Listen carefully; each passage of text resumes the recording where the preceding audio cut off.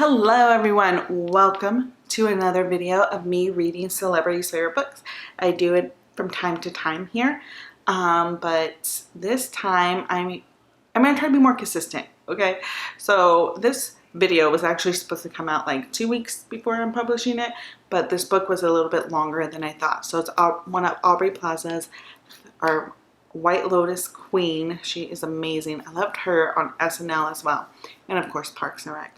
But this is one of her favorite books. So she has like 6-7 favorite books. I picked one that I've always sort of heard about, and I wanted to read. So it's Valley of the Dolls. So this is me reading it. This book, because, and I will mention this at the end, it is, the characters can get really frustrating because, you know, for me, I like trying to engage with the characters. I'm like, ah. So it did take a little bit longer. I was trying to read it every day, so I would say this book took me about 2 to 3 weeks to finish, just because like I would read a few pages and then I would get mad at the characters and I have to put it down. But this is me reading the book and giving you guys updates along the way. Hope you guys enjoy. Bye!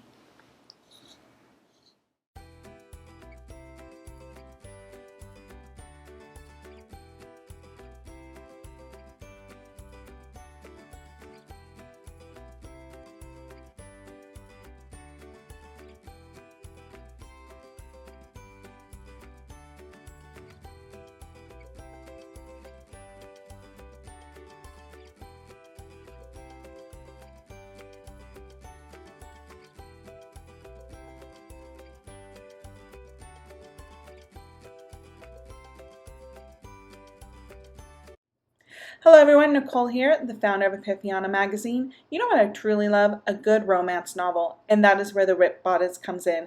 They are an independent brick-and-mortar bookstore focused on the celebration of romance novels. They are located in Los Angeles, California. If you're in the LA area, they are pretty much close to Culver City.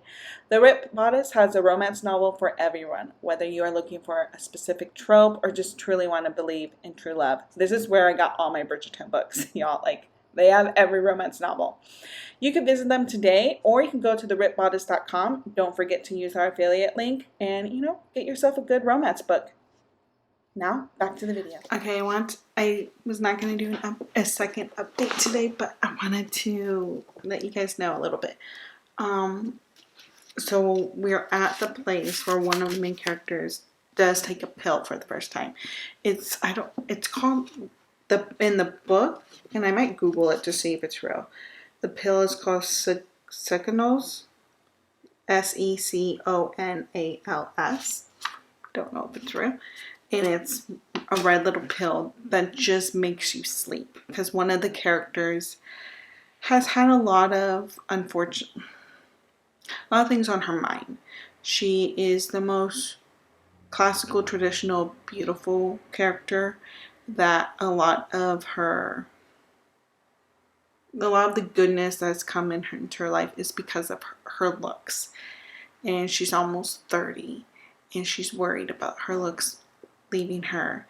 And not out of vanity, it's just she knows she doesn't really have any other talent and she has to take care of her mom. And so she's just really stressed out, and she had an ex-lesbian lover who was really controlling. So for over a year she had so much on her mind that she cannot sleep. She just doesn't sleep. So she takes these pills to sleep. So now she has to go find a doctor that will give her these pills. So that's the first one to fall. We will see who takes the pills next. But yeah, it makes me a little sad because I feel like none of these characters are really taking a step back, breathing, and realizing the impacts and the trauma that their lives have caused them. And they just keep moving forward because they have to for pride and financial reasons. But I can see the downfall coming, and it makes me sad. Alright, see you guys later.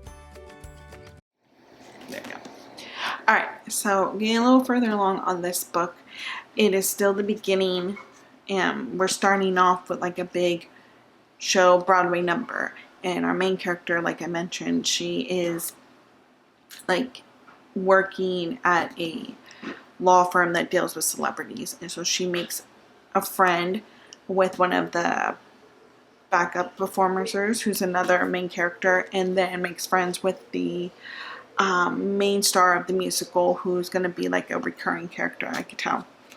But the big news is she finally makes a move, or is accepting the fact that she is falling for one of the lawyers that works at the law firm. This young British guy who fought in World War II, and he's so handsome. They both had feelings for each other, but she is engaged to this guy who's just not hearing her. She kept telling him over and over again, I do not love you. I don't want to marry you. But he is a billionaire. He's going to inherit his father's big company. And in his mind, he's just like, you will learn to love me. So it's just weird. But the main character, I feel like when we're meeting her, there is like hesitation. Like you could tell she wants to be a certain way. Maybe a little bit more brass, maybe a little bit more forward.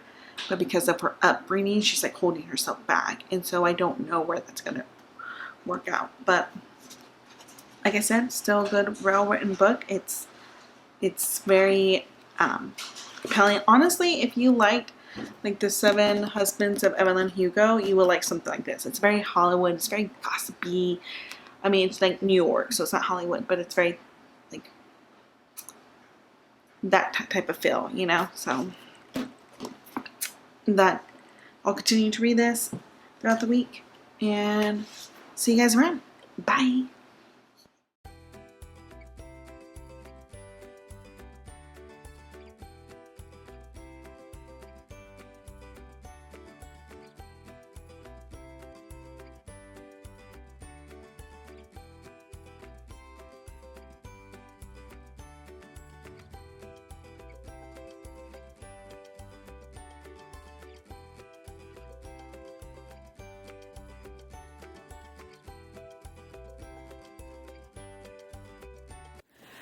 Oh my, that book was a doozy. So I stopped recording myself reading it after the last recording. I read it for another week, but I was at my parents' house, so it wasn't cohesive to filming. But it took me a little bit longer to finish this book for two reasons. One, it is a pretty long book, a little over 500 pages.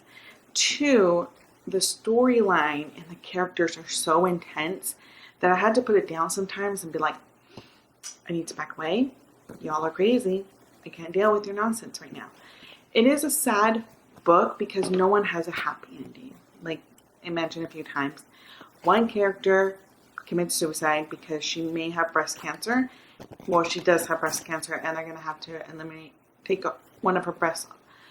Remove one of her breasts. And her breasts were such a big identity. Like the author really made it known that this woman's breasts were amazing. This is why she really got a lot of her work and stuff. She was just like the classical beauty. It would be like if Marilyn Monroe needed to get one of her breasts removed. You know what I mean?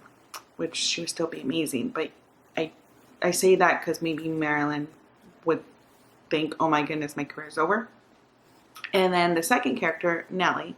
So that character was Sharon, and the second character, Nellie, turns out to be such a bitch. I did not like this character from the jump because I'm a 30-something-year-old woman.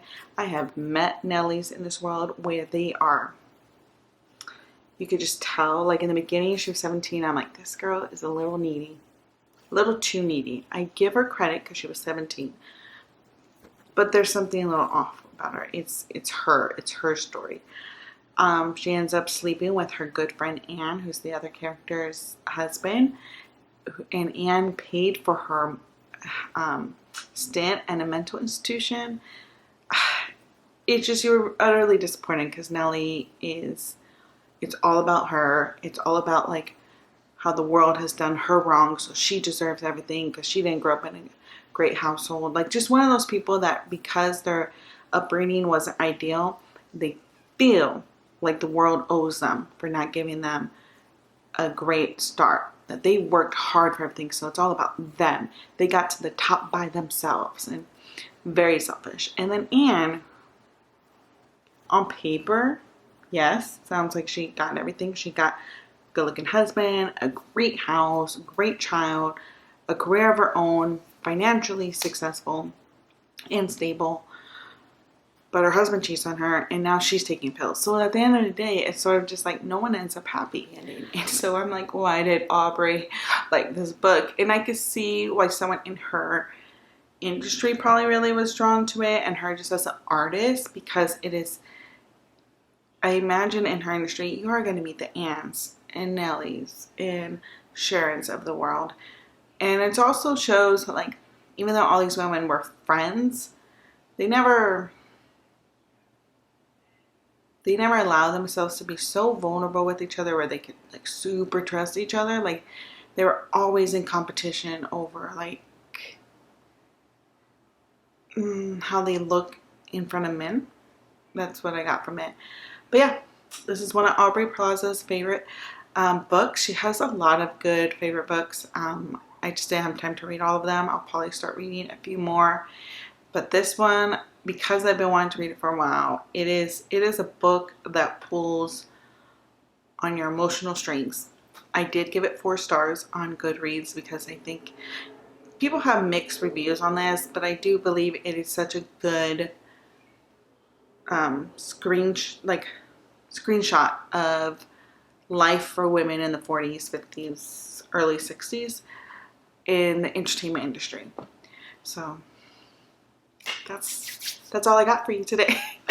All right, see you guys next time. I am reading another Latina actress favorite book. You will see that coming soon. And I'll see you guys around. Bye.